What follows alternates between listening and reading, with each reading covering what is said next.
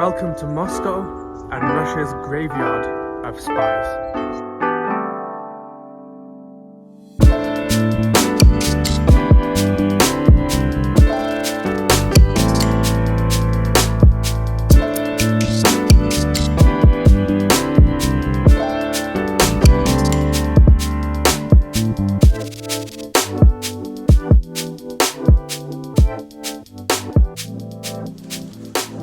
What's up guys, welcome to another video. Today we're in another cemetery since it's almost a year since I filmed the last one in a cemetery and you guys really liked it.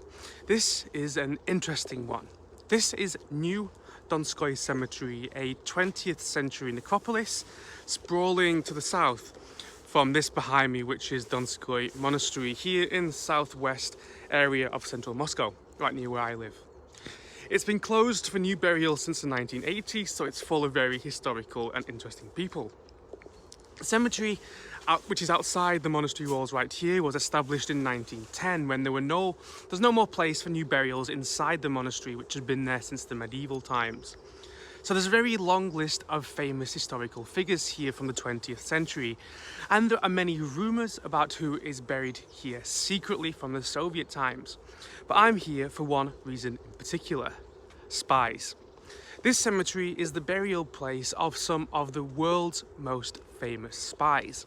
I want to show you two in particular, so let's go and find them.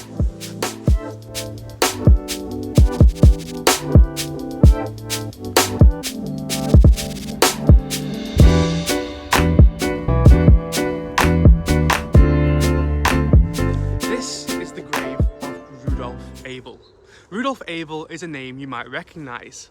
Abel was immortalized in a movie in 2015 where he was played by Mark Rylance in a Steven Spielberg and Tom Hanks film called The Bridge of Spies.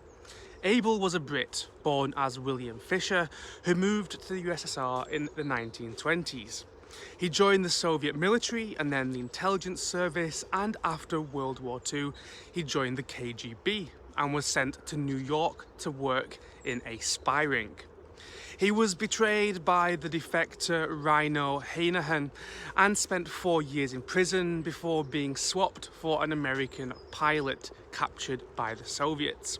He died in 1971 in Moscow and he's buried here under his birth name, Fisher. Behind me right here is the grave of Konon Molody, better known in the West as Gordon Arnold Lonsdale. He was an illegal resident spy during the Cold War and masterminded a group of spies called the Portland Spy Ring. Born in Moscow in 1922, Molody went to go live with his aunt in California at age 12 in 1934. He returned 4 years later and then was conscripted into the Red Army during World War II. After the war, he entered the KGB, and in 1951, he trained to become a spy. In 1953, he went to Canada on a merchant ship using the passport of a dead man called Gordon Lonsdale. He later went to the UK and set up a spy ring in Portland, the home of the UK Navy, all under the name Lonsdale. He was arrested in 1961 along with the 4 spies he recruited and was sentenced to 25 years in prison. Just 3 years later, he was swapped for a British businessman called Grayville Wynne, who was imprisoned in the Soviet Union.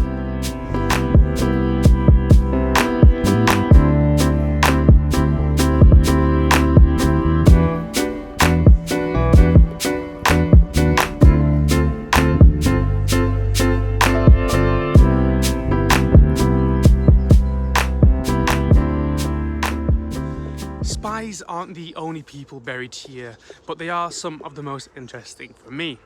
Other famous people here are Anton Denikin, the second supreme leader of White Russia during the Civil War, and Alexander Solzhenitsyn, an outspoken critic of the Soviet Union and communism, and someone who helped to raise global awareness of the Gulag labor camp system. In fact, he wrote a great book I highly recommend called One Day in the Life of Ivan Denisovich, which is about a Soviet labor camp in the 1950s and describes a single day in the life of an ordinary prisoner, Ivan Denisovich Shukov. There are lots of mass graves here too in this cemetery, dedicated to various groups, such as this one dedicated to the victims of Soviet repressions. Alright guys, that's it from me today. Thanks for watching. I hope you enjoyed this look around this graveyard. Please subscribe if you want to see more strange stuff and interesting things from around Moscow. Thanks and goodbye.